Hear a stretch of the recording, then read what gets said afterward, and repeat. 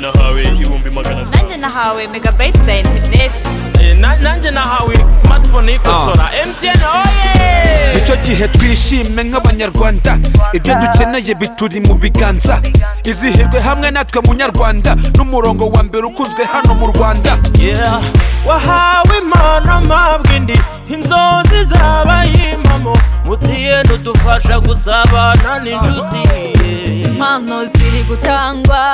Utega igare, utega moto, agiye mu ngendo zitandukanye, agomba kugira amahoro ari uko abigizemo uruhare. Izihirwe na MTN, umurongo twese dukunda, kuko ari wowe utahiwe, umurongo twese dukunda.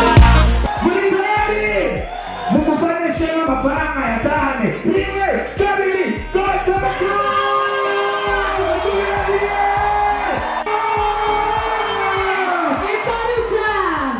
Atsindizi, papa amafaranga. Kuri net, kuri chat, mama. Kuri net, kuri call, yellow.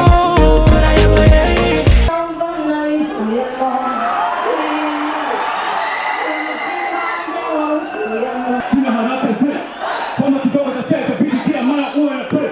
Sita minu haya mam, kuweka tokea kitambo. Impano ni nyinshi za MTN. Tombe amafaranga 147 ndumva nishimye, ndaje ngende nguremo ibikoresho hanyuma nje muri salon de coiffure. Nitwa Iragena Alice, nkaba nishimiye impano nkawe ntayiteguye.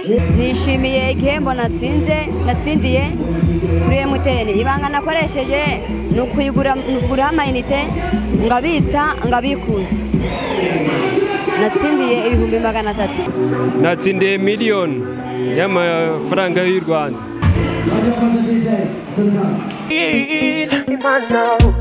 Izihirwe na MTN,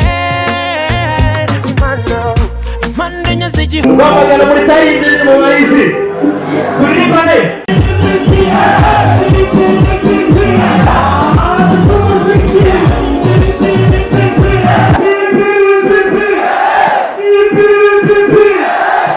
Ibindi bya MTN ikora hose ngiye.